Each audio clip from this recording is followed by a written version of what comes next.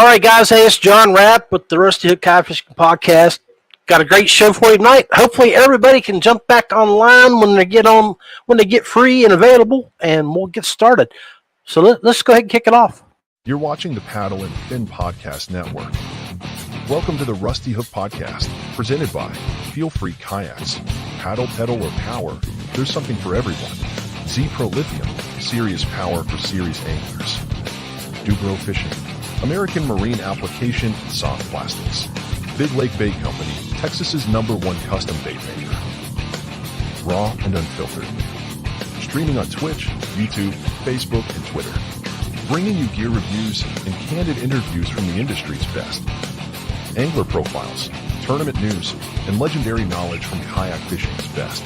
Grab that cold drink and get settled in. Now here's John Rapp, our host. Hey, guys. Welcome to the Rusty Hook Kayak Fishing Podcast. John Rapp here. The Toothless Wonder has made it. So, yeah, I'm still waiting on that new tooth to come in. Maybe I'll get it for Christmas, but bear with me, guys. Hey, I wanted to show you what I got in the mail from the boys from DuBro. I got it. It's in my Do More Cup. If you guys were watching ICAST this year, this was released at ICAST. I got the number 4. This is stamped number 4. Of course, number 1, 2 went to Brian and Brian. Number 3 went out to Matt Gibson, and then I got number 4. So jump in there and get yours ordered at DuBro Fishing. The Do More Utility Cup has, as you can see, that razor blade right on the side right there. That's your line cutter. Got the capability of mounting it, track mount on the bottom. You can track mount it on the side. And, you know, as you can see, it'll hold that standard cup real easy. So, hey, I just want to share that with you guys. They are out. They're in production. Jump on there and get it. See, we got a few people on here. Dwayne's talking to a few folks. We got Tim Williams on with us. Tim, hey, buddy. Roy Widgeon over at US Kayak Fishing Magazine. You might want to pay attention to this, Roy, and chime in. We got a great show here tonight. The host from Final Cast, Randy Newton's here. And Dean Bowling's just jumped on and said hello. So, hey, Dwayne Walley is here with me tonight. He's in the background. Unfortunately, as of at the moment, I got a message from Dan. He's at work. He's tied up. And Greg, I planned on being here, but unfortunately, life got in his way. He's on vacation, and something popped up down there with family that he couldn't get away from. So without further ado, let's bring on the kayak tournament management master, Dwayne Walley. Oh, hush. Thank you, buddy. Good to see you tonight. Hey, man, I appreciate you hanging out with me tonight. And, you know, I thought this was a good topic for, you know, you and me and a couple of these other guys that we invited to come talk with. You and I have been around since the renaissance of kayak fishing, you know, I mean, of competitive kayak fishing as it grew and it became something, you know, above the standard outing. It became something more than just a local club. It became regional. It became national. And now, you know, people are walking the stage of bass, you know. But I thought we could talk about, you know, the evolution, where it started and where we think it'll go. You know, we go back, you talk about going back that far, man. I mean, so, you know, everybody says OG this, OG that. And I remember you and I discussed a few things, but I don't know that we ever met until that first tournament at KBF at Kentucky Lake in March of 2015. Yeah. You stood underneath that there was several booths in there, if you'll recall. Right. And you were standing under that booth and you were holding up one of my TourneyX, one of the first TourneyX yellow t-shirts that I had. And that was kind of one of the things that, I mean, driving up to that event, driving up, I set up my LLC for TourneyX.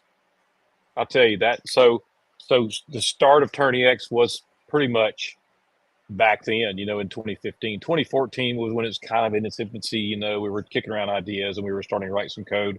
And then this happened and the whole world opened up to me. I mean, I met AJ McWhorter there. I met you there. God, there were so many. I mean, Chad Hoover was there. I mean, it was the who's who of the kayak industry, kayak fishing industry, Now, did we have the Guillermo Gonzalez's there? I don't remember. Did we have some of those people there? You know what I'm saying? There's so many people that are out there now that are just knocking down doors, from Texas to up in Virginia. I mean, everywhere, right? They're doing great things. But when you go back to the beginning, now I can't go to the beginning because I wasn't even back around. People say the beginning was even further back than that. But I think the trackable competitive fishing tournament series did not start big time until we could track everything until the 2014, 2015 era. That's the way I look at it too. It was everything before that was Bush League basically, And then when you came along and you brought your platform, and you designed it, you built it, it became more legitimate. And I mean, let's face it, iCatch. Not iCatch, but iAngler. Yeah, iAngler was. I talk to Mike Christopher all the time. iAngler started the same year we did, I think. So we're on the same timeline, and which I love the guy to death. He's such a great guy to sit and talk with. I don't know if you ever talked to Michael, but he's such a nice guy. He really is. Yeah, I mean, and then we see, I think even Hoover had something. We talked about this a few minutes ago. I think Hoover had something through a website where he was, and Brad Case would know a lot more about that because he would enter in his catches through an upload feature on a website, and then it would be manually checked and verified that way by picture. But to be a true, like app-based, web-based, automatic totaling, the cumulative fish catch didn't really start till I think the end of 2014, 2015. Right. I used iAngler a couple times back when it was only that platform and yours, when some people were still using, which I believe at that time was Kayak Anglers of Pennsylvania was using it a little bit. Yeah, I mean, it really is like we were talking before the show started. Things have really progressed and accelerated over the years, and they've evolved. They've changed too, because last year I think we talked at least 2 or 3 months ago. You were at 105,000. You're probably what, at 110? We're at 101,000. Okay. Almost 102. Yeah. Okay. We just broke 100,000 around the time we were at ICAST, somewhere in that area. Okay. And so we're about 101, maybe 102,000, which is a huge milestone. I go back to thinking, I only had 100 users in the beginning, and I was like, oh wow, 100 users is crazy. And then now we got 100,000. Well, you figure that the first event that we fished down in Kentucky in 14 was like 235, right? So you had 235 people fished that event. That was your first. You almost broke 1,000 by the end of that year. After year one. So then now 10 years later, you're over 100,000. That's growth in this sport. Yeah. I mean, that's over 100,000 people have logged in. They've signed up for some type of tournament, either state, regional, or national, and have fished competitively. Yep. And we see them come and go, man. I mean, I go back to even looking back at Texas. I mean, there was Cats. You remember the Cats? Yeah. Well, I mean, Hobie, that's who Hobie actually took over and made it the Hobie BOS, right? No, Cats. So Cats was from, what was that? retail store down there. I can't remember. Oh, We were just talking about it. The one that just went out of business, and it was Summit. It changed from one to okay. Summit, and then Okay. Cats was kind of derived from some of the people that worked there. And man, I'll tell you what, for a year or two, I was like, I just want to get cats. I just like to have cats running on TourneyX. And boom, there it was. We had them. And then there was cats up north, and there was cats down in Texas, and then they're gone. They're gone. Right. So then the new people come in, right? We've got news coming in. We got old going out. We got OGs that hang around, for the love of the sport. And I don't see me going anywhere. I don't see you going anywhere. I think that there's going to be those people that just are going to keep this thing moving forward, But then you go back. We talked about a little earlier. We talk about, okay, how has the equipment changed Right. over the years? My goodness, we went into this thing with paddles. I mean, did you see the picture I posted a couple of days ago with me sitting it was a kind of a dark, dim photo and having a paddle stretched across me, and I was casting Yes. Well, yes. That was in 2015. Me and my son and two other guys, J.R. Pate and another guy. We went and floated the Little Red River up in Arkansas, Little Red. And my son took that photo, and talk about being bare minimum. I mean, man, I had a kayak, I had a life jacket, and a paddle, and a fishing rod. And that was it. Yeah, and that's all we had back then. And and the old school guys that fished that way, which was me, I'll tell you right now, I'm not a great fisherman. I can't compete with these guys today. Now, if you give me a pole and let me go out and read the river and read the lake, and I can fish with them. But I am not a sonar guy. I cannot find fish. I cannot find structure out in the middle of the water with that stuff. I'm learning. I've got some great tutors. Jody Queen taught me some things back in August. Buddy Vance has been a great tutor when it comes to sonar, and that's the reason I went with the Humminbird, because I like that 360. So, but and like Randy Newton popped in, he's still old school like that too. Well, let me ask you this question then. How frustrated do you get? Okay, let's just put that in perspective. You've got 50% of the guys out there with forward-facing sonar and all these electronics, and 50% that don't have it. You're out there in the water trying to compete with them. I get frustrated because I want to utilize my electronics, but I don't know how to do it. And then I get frustrated. And then you know what? Half my day's gone because I've been messing around trying to learn that type of stuff. Now, do you fit in that boat with me? I mean, I do. People do. I do. I revert to instinct, because once I'm out there and I'm thinking, okay, I'm going to take it, I'm going to go out there, I'm going to use my electronics, I'm going to find those beds, because that's why I bought the Mega 360, so I can locate those beds around me and then move. But when you're in June, July, August, when they're not really bed fishing, you're looking for fish in groups and in along the bank. It's different. Now, at that point in time, I'm looking for structure. And if I don't find it, but you're going back to instinct. You're not exactly. You just say screw that stuff. I'm going to go old school. I think that a lot of people on here. I mean, look at Nicholas. I think Nicholas is down in Florida, I believe. Yes. I know Dane is up in Pennsylvania. Randy's somewhere between Pennsylvania and Florida, somewhere over there on the East Coast. He's North Carolina now. But I know that. All in all, we have our own ways of fishing. I get frustrated with electronics. I put them on my boat. It looks good, all that good stuff. But what do I use it for? I look at the bottom. Can I interpret it? No, not all the time. And then I get frustrated. And I see my buddy over catching fish because he's fishing instinct, off of instinct. Right. Right. So,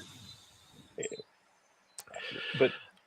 And that's the thing, we were talking, that's one of the aspects that have changed in the last 10 years. And then we've went from paddle 14, 15. Then you see more pedal drives coming in 16, 17. And 17, 18, 19, you started seeing a lot more motorization. You started seeing 18, 19, you start seeing all these guys throwing those XI3s on the front with spot lock. Guys, I mean, I can remember the KBF National Championship in 2017. Me and John Gillespie were out on the water. I had a paddle. He had a little motor. But we were watching guys who were able to hold position because they had the capability with their XI3s, holding position with the rough water that year. Mm-hmm. If you remember, we had some tornadoes that blew around through as all those storms are coming up from your area. It was raining and wet that whole year. And those guys were able to stay in position and fish, and they were catching them bigger fish that were staying off a ridge on a ridge line. It was tough. So that was all. You see advantages there. Now we've got the Bixby's, we've got the NK180s and the 402s, the 1103s and the 300s. Yep. Power. I mean, raw power. Yep. I'm telling you. Well, it's a good point you're bringing up, because yesterday I went out fishing. Okay. And everybody talks about, what is your setup? Oh, I use a bow mount. I use a rear mount. Everybody's different. Hey, what's up, Michael? How you doing? But so one uses a front, one uses a rear. Okay. Well, okay. They have their pluses and minuses all the way around, right? I see people that, one of my buddies I fished with yesterday got very frustrated, and I'll tell you a little story. And so we were out fishing. We got in water yesterday morning, and he's got a PA, and he runs a NK 300, and he also runs his pedal drive. Okay. So he's got his pedal drive in the hole. He'll flatten it out while we're going A to B. We get there, right? See him using his pedal drive all day. Guess what? His pedal drive died on him. He broke a belt yesterday. The frustration that I saw in that guy he pulled the drive out and just started using the motor. The frustration that I saw with him trying to use that motor to do the little short in and outs, turns, backing up, keeping yourself, location, right, it was unreal. He just couldn't do it now, and that's just lack of doing it, because you get so in tune to using your pedal drive and not using everything that you brought to the table. Okay. Now, me, on the other hand, I can take my rear motor and I can dang near spot lock in the wind, upstream or downstream, because that's all I do. I mean, I can sit there literally, I can put it in reverse, and I don't even think about which foot to push forward or to make myself turn this way or this way. It just happens. I do it because I do it all the time. And like if I want to spin around on a dime, I just hit it, spin around, back up. And this is another thing. These new boats that we have. Go ahead. Yeah. I was going to say, Dwayne, you're talking about all the things that you can do. Go over quickly what your setup is, and so people will understand in their mind. They can see what you're doing. So currently, well, in the past, and I still have it, is my PA 360. And I run 1103 on it. I have two 1103s. I have two kayaks. I run sheer motor on both of them. I run foot steering through a cable. Okay. My 1103, and I just found this out not too long ago, we have pads down here. Our pad fields are 3-foot diameter pads. They're huge. Yeah. Pad stems are 1/2 inch to 3/4 inch stalks. Okay. And they'll be sticking out of the water 3 feet. It's unbelievable. We saw some yesterday that the water was down, but the pads were sticking up 3 foot. As we were cruising, we couldn't see over the tops of the pads. Oh, wow. That's how they were. But when we were in the pads, so my second boat is the Native Titan 12 and a half. Okay. Okay, that's my second boat. It also runs 1103. What I have found between those two boats is this. As you know, on the back of a PA, the curve on the back of the PA, it's got the pontoons, and then you got that little point in the middle. So that pontoon's under with a point in the middle. Right. Guess where those pads go when you go over a thick batch of pads? Where do they go? They end up pushing to the middle, and they go right down the middle, and they get caught up in that prop. Yep. It don't matter whether it's a bow mount or a butt mount, it gets caught up in that prop. I have noticed with my native, it's a flat bottom across the back. You know what it does? It pushes those pads outwards. Spread them out. And it does not get caught up in the pads. And I can go through them with ease. So Nice. It has opened my eyes to other boats and what they can and can't do. Stability versus, and the stability, as you know, what we had back in the day in 2015 there was no stability. You couldn't stand in these boats. Well, I always giggle nowadays because back then, you had the Feelfree lineup, which is I'm part of the Feelfree fishing team. Everybody complained and whined about how heavy they were, how slow they were. You go fast forward to now, everybody's using these PA 14s. They're using those TourneyXs. All those big boats. Heavy. They make the Feelfree lures look like lightweights nowadays. Yeah. So I mean, the boat of mine runs about 5.5 miles an hour with that 1103.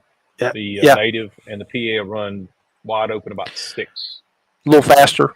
Yeah, just because it's narrow in the back. So the 1103 is an animal in the grass on that native. It certainly is, Michael. It's flat across the back. It pushes that grass out of the way. If you do ever decide to go to an NK300 or a Torpedo, whatever that might be, get the rock guard. Save yourself some time. Get the rock guard in the weed cutter.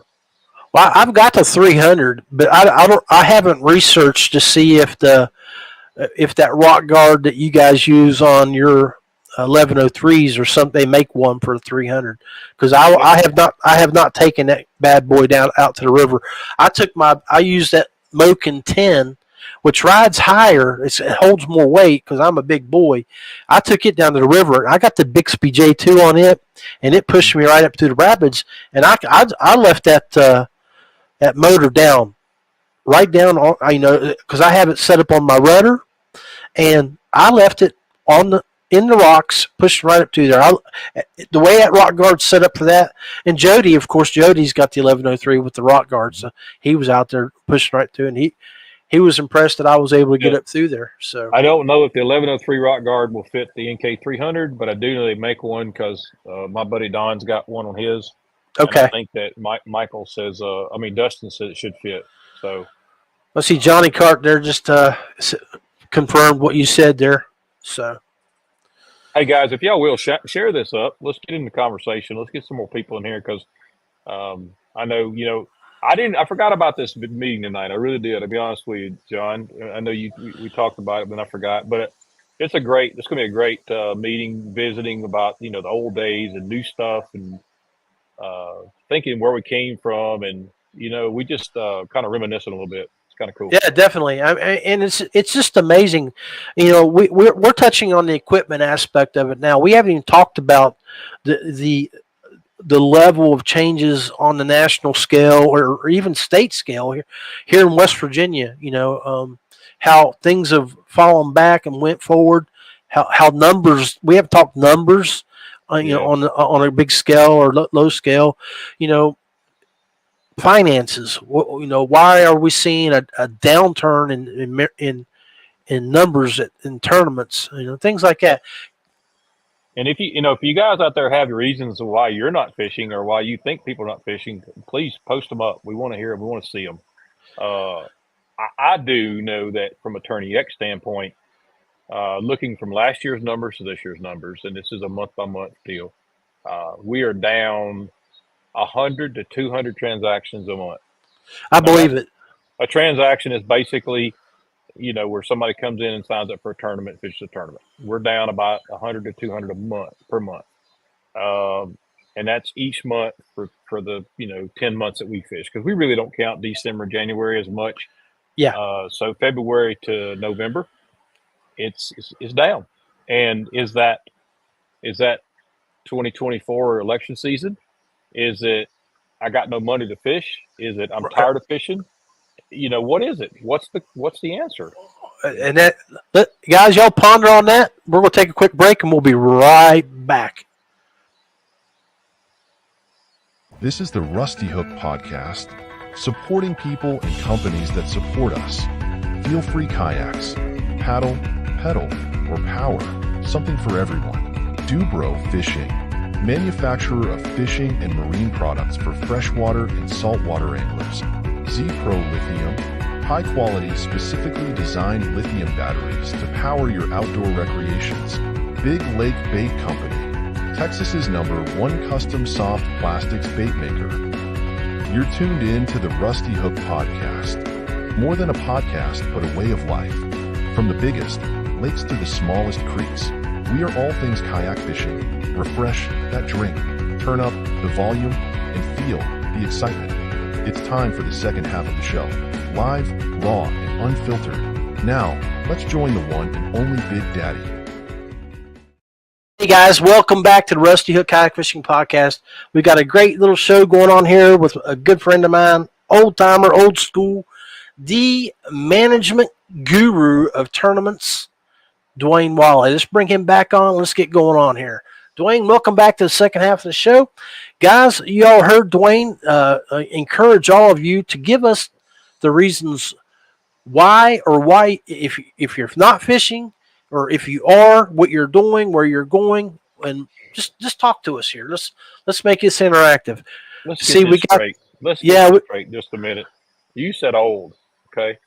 Oh, well, I mean, but you're still beautiful. I'm a good-looking 58. How's that, bro? Hey, you're doing real well, brother. I'm 58 myself, and you were giving me a hard time there because, so what happened to your mouth? And I lost a tooth after I cast because I went down there and got slapped around by the industry, and they sent me home.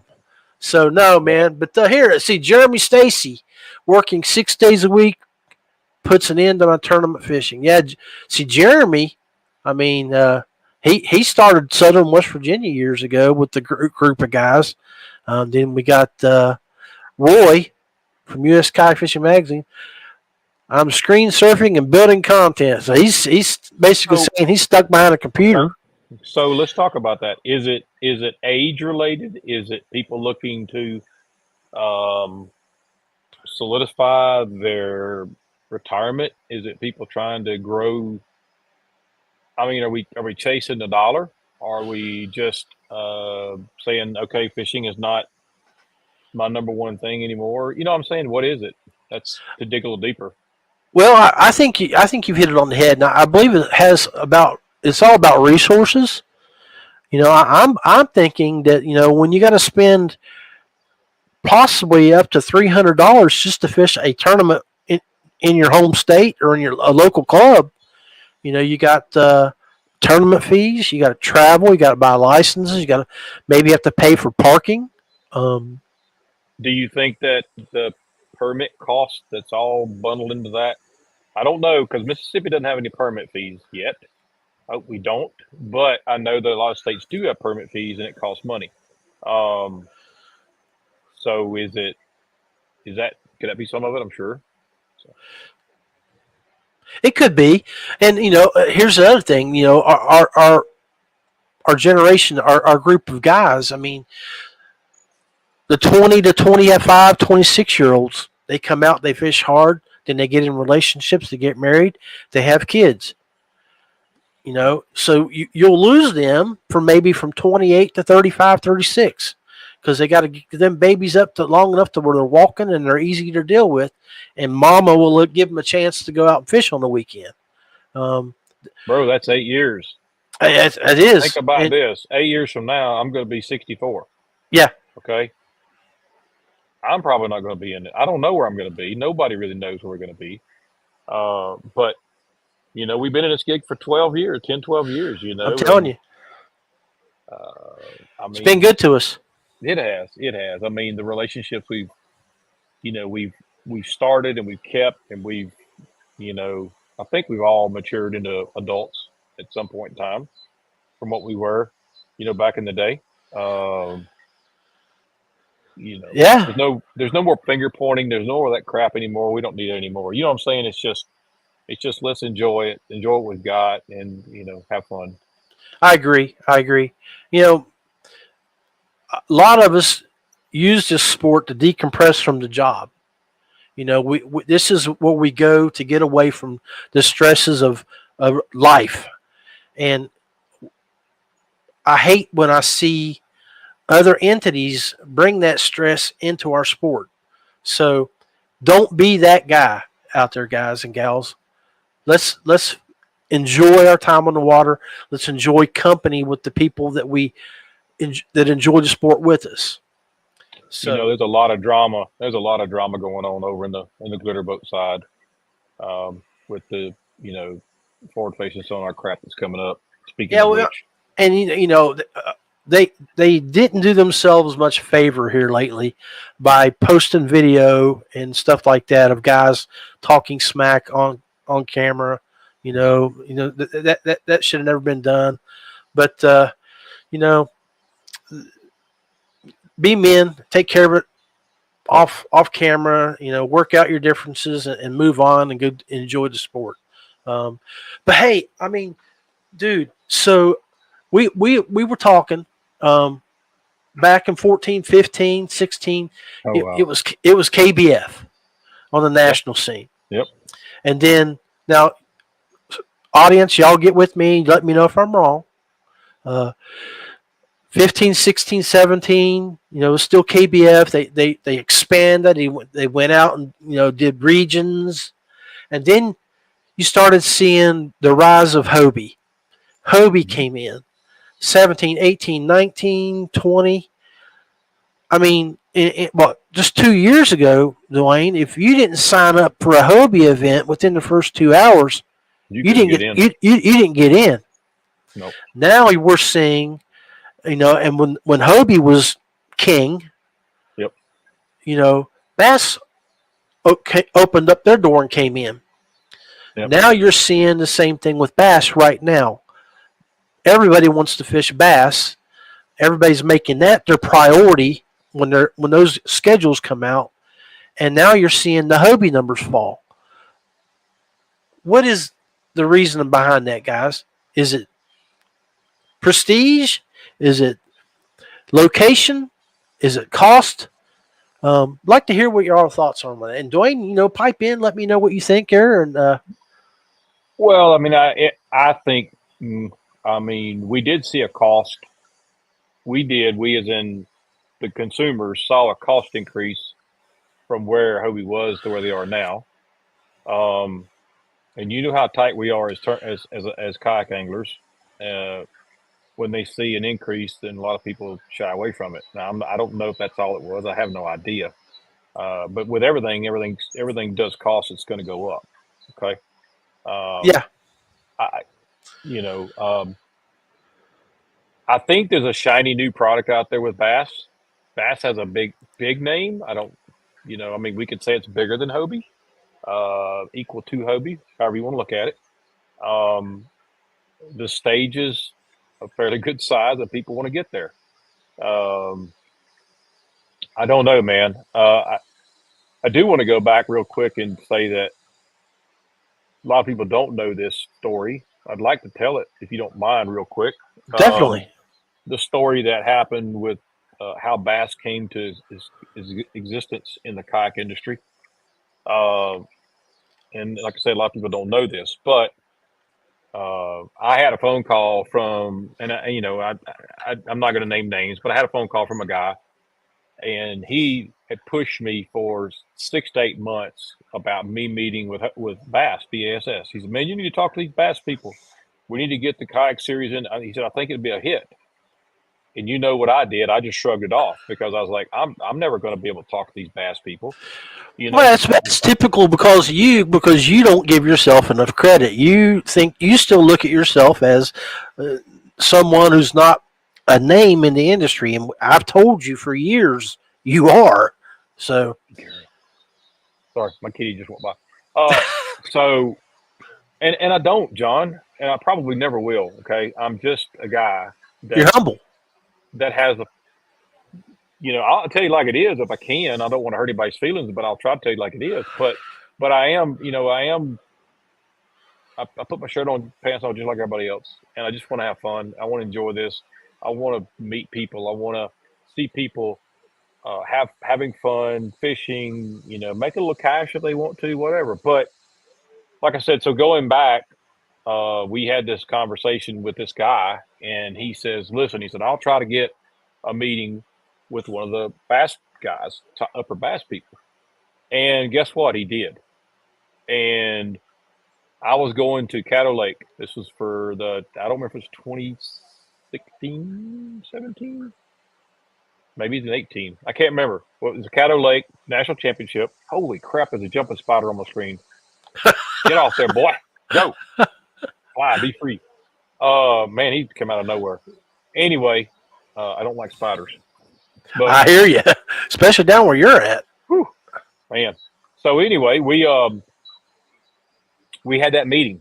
I was driving to Caddo Lake for the national championship, and on the way over there, so the guy, we got on the phone with 5 people from Bass, 5, and an hour and 40 minutes later, we were still talking while I was driving. And so when we got off the phone, I called back to the gentleman from Bass, and he said, Dwayne, I don't know how y'all kept him on the phone for all those guys on the phone for an hour and 40 minutes. He said, normally it's a 10-minute meeting and they're done. But they were intrigued by the opportunity to be in the kayak industry. They must have seen something during that meeting that turned their heads and said, we want to be part of it. Right. And so that was an hour-and-a-half meeting, which then turned into me contacting some of the people at Bass and letting them use TourneyX for a trial version. So every year they have this trial. I mean, it's this little fun tournament over at Lay Lake or somewhere over in Alabama. And I set up everybody on TourneyX. I think it was 10 or 15 people. And they went out and fished and they competed. And they used the app and they were sending in the fish and just like we do now. And they absolutely loved it because of the competition. They loved it. A couple of months later, my wife and I had set up a meeting to go over and sit down with the CEO of Bass and several other people. And that was it. We sat down and had our meeting at like 8 o'clock in the morning, 9 o'clock in the morning. We met for about 2 or 3 hours. We ironed out some details about how we could create a tournament or a tournament series. And that's when we started. The idea was to just do I have a tournament director in each little lake. Like we had Patrick Malone, which he's passed away, but Patrick would be in Texas, and I did have Steve. He helped us run one up in Tennessee, and then of course we had some in Gunnersville and other places. And it worked out great for a couple of years. But the anglers would letting me know we want more. And the more they wanted was they wanted one person to be at the tournament series like Hobie is. Like they want to be like that, where they have one person. And of course, I couldn't do it. Right. So we ended up kind of putting feelers out. And anyway, you know where it is now. So That's where Steve Owens came to be. Steve jumped in. Guy. That's right. That's where he became to be the guy. And it has prospered since that day. Without a doubt. I think that if I had not made that phone call back in 16 or 17, actually, let me back up and say this. Making that phone call in 16 or 17 to get this ball rolling with Bass was probably one of my greatest accomplishments, to get that going in the right direction. And me sitting on the stage in the background and watching those guys walk across the stage and getting those big trophies, it's like the pinnacle for me. It's like me being on stage with them. I see my friends doing something they always dreamed about doing. And I'm going to tell you what, dude, it gets me choked up. So I'm very proud. I hear you. Well, you should be. I mean, and it's been rewarding, and from the guys like me that have watched you develop this from day one to now, you're a part of the stage that you're watching people throw up TourneyX, on a big stage like that, and results and talking about it. It's amazing. Yep. And know everybody at Bass. I mean, I know all of them, everybody. I can pick up the phone and call Chris Bowes, and he'll call me right back. You know what I'm saying? I mean, if I've got something to talk to him about, we'll talk for 20, 30, 45 minutes. Such a great guy. They have the passion. They have they're very humble and they want to see it grow too. They want to be part of it, and that's why all this has came to existence as it is now. Steve, Chris Bowes, all those guys. It's unbelievable.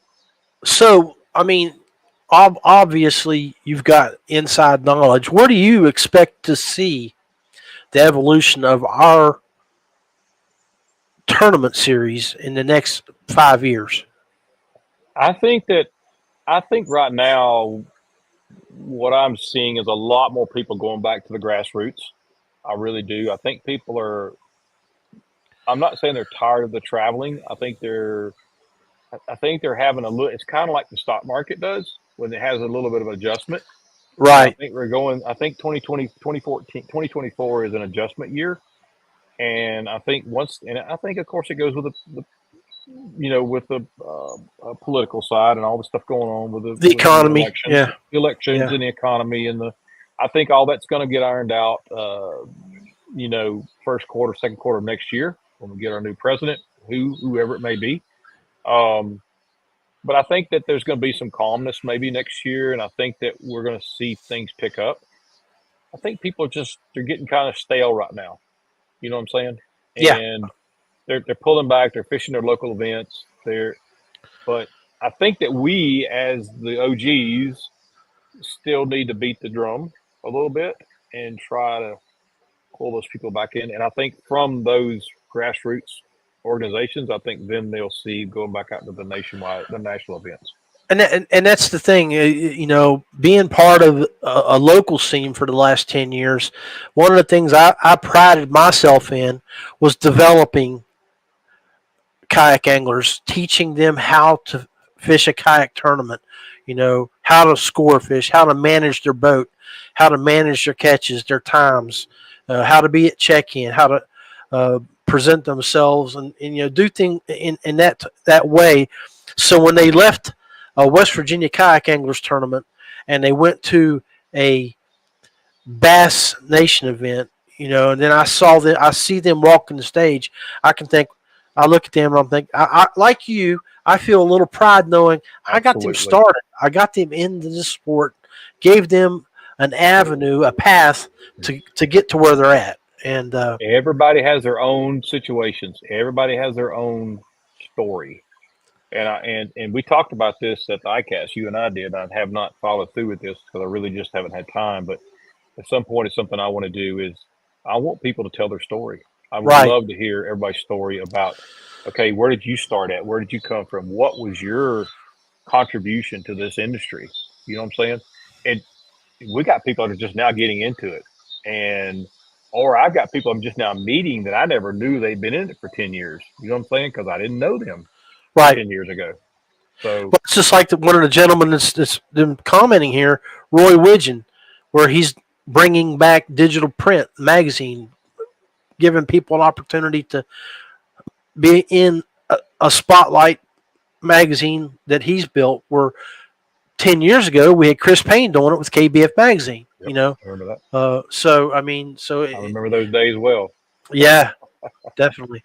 Hey, well, I was going to go there. I'm going to go ahead and go there. I know we've talked about bringing you on Paddle and Fin and doing that show. So make sure that you get with me when you're ready. I know Randy Newton had some stuff that he built for you. So when you get the time and you're ready to do that, we'll do that. Sorry, my boss was talking to me. I'm back. I know you're on call. No, my other boss. You know the boss. You got one of you. those. She was letting me know something. Yeah, we're trying to get her a new car. So we're going through this whole sign these documents. I've never bought a car online. I don't know if anybody ever here has ever bought a car online, but we've got to take an 8-hour or 9-hour trip to go get this car because they're just not local anymore. You know what I'm saying? Yeah. But I do want to be part of this group. I think it's a great network. I appreciate both you and Randy and several others. Actually, our old buddy Daniel Woodcock, he's not on here tonight, but we were hoping we could get him on. And, he sent me a text message, and he got work got him busy, so he's out there protecting and serving. So, yes, sir. Yep. Hey, what's up, Jason? Another go-getter, Jason Plumley. Yeah, he's been works hard. He's been one of the guys that's kept West Virginia rolling the past 5 years. He took a year off. I don't know if he's coming back next year or not with Southern West Virginia, or if he's going to continue to do what I'm doing now or start doing, and that is just travel and fish when he's got time and enjoy that aspect of the sport. But right. Yeah, man. Well, I appreciate you everything that you've talked about with us tonight, and I'm looking forward to seeing where the sport goes. Hopefully, we see, like you said, that stock market, that ticker move up. We see more people get involved in the sport. But again, it's a lot like what you've indicated. We just got to wait and see. I only fished 5 tournaments all year this year. Right. And pretty much over the last 3 years, it's been between 5 and 9. Because and then when I ran tournaments, I tried not to fish. I fished mine, fished some other locals, and did a lot more traveling. But nowadays, I find myself, Dwayne, doing what I see you doing some, is just going out on the water, fishing, shooting a little content, shooting some photos for your Instagram, and trying to stay a little relevant, maybe. Yeah. I'll tell you a piece of information that you went down a little while ago, and somebody actually posted in here. But I've met a couple of guys over the past. We just had conversations, through Messenger, what have you. And it's funny that one of them came to me and said, we talk about fishing and non-fishing, about who's fishing and where, why aren't you fishing, those things. But I had a guy contact me the other day, and he said, "Yeah, man," he says, I'm going to get to fish more next year in 2025. He said, because my daughter went to college, Excellent. And so I got her off to college, and then I turned right around and I get a call from another guy, and he says, "Man, we just had another baby, so I'm not going to be able to fish next year."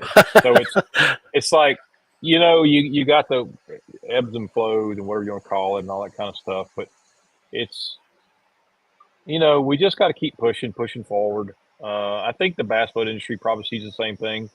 You got people that can't afford boats and they sell them.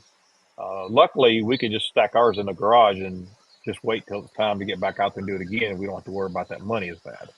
I saw that comment from Dane there, and he's another one of those guys that, like you said, he's been around since 2014. He's been working with Kayak Anglers of Pennsylvania for years, but he doesn't get out of Pennsylvania much, and people don't know who he is. But he is an OG, So and one of the nicest guys you ever want to meet, Dane is. We've talked many times. He called me up and said, "Hey man, I need this or I need that." And look, just the camaraderie and the just visiting and having these conversations, people pick up on things and man, call somebody if you need something. Right. We're all here to help. And Dane being one of them. You're welcome, buddy. No problem. Definitely, yeah. Well, brother, I want you to go get you some dinner and work on signing those contracts and make Mama happy. And but I appreciate you. Tell her nothing but love for her, and hopefully, next time you guys are in West Virginia going down to her hold on place, you don't have to take that back road to get down there like you did. Never again. I'm not going there. That gravel road. Long way around. Man, that was a mess. I think we told that story on the last time you were here. So, but man, nothing but love for you and your family, and be blessed. And again, thank you for gracing your presence on the Rusty Hook Kayak Fishing Podcast here on the Paddle and Fin Podcast Network. Well, thank you for the invite. I certainly appreciate it. Hopefully, we'll get our network on here, and you can help me out and get some things going. Be a little commentator with me. And, yeah, definitely. Yeah, would love to. And I mean, we can get you about 4 or 5 stories recorded before you even start putting them up. We can get you recorded and go hard. So, but we'll get you. We'll definitely make it classy. I understand. I appreciate it. Hey, man, nothing but love. Talk to you soon. Thank you, bud. Bye. All right, guys. So that was the infamous tournament management directing the total package, Dwayne Walley. Took a few moments to jump online with me tonight and just talk about the evolution of kayak fishing over the years. So I appreciate all of you guys jumping on here and being interactive with me tonight. Maybe not be doing so many live shows here in the next few months because I want to get out on the water the last few evenings that we have here in West Virginia to catch some big bass feeding up for the fall. Anyway, I'm going to run a couple of commercials here so much. Just to run some stuff here. Got Cross Kicks video I want you guys to watch. If you're looking for some new shoes, Cross Kicks may be the way to go. We can get you a discount code. So take a look at this and we'll be right back.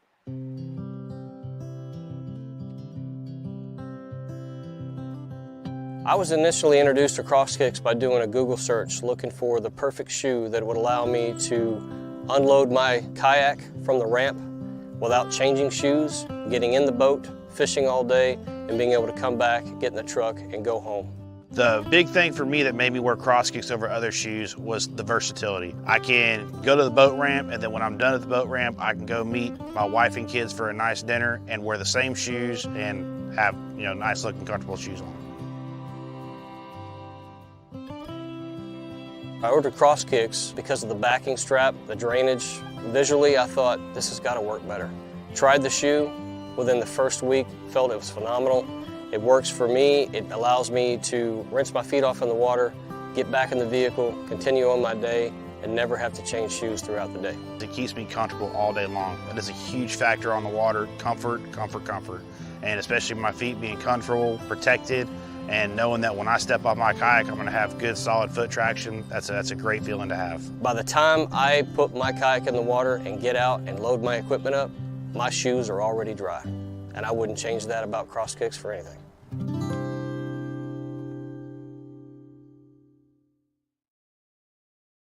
So yeah, go check out Cross Kicks if you need a good pair of shoes. And as you can tell, they look good and they do their job, keep you upright when you're in the water. You're not slipping and sliding. Anyway, John Rapp, appreciate you guys hanging out with me tonight. Be blessed, stay safe. If you're on the water, make sure somebody knows where you're at and your timeline when you're going on, when you're getting off. And use some type of app like Live 360 or if you got an Apple where they can track where you're at. That way if something happens, they can find you. Timelines, always give them timelines. Always wear your PFD. Be safe.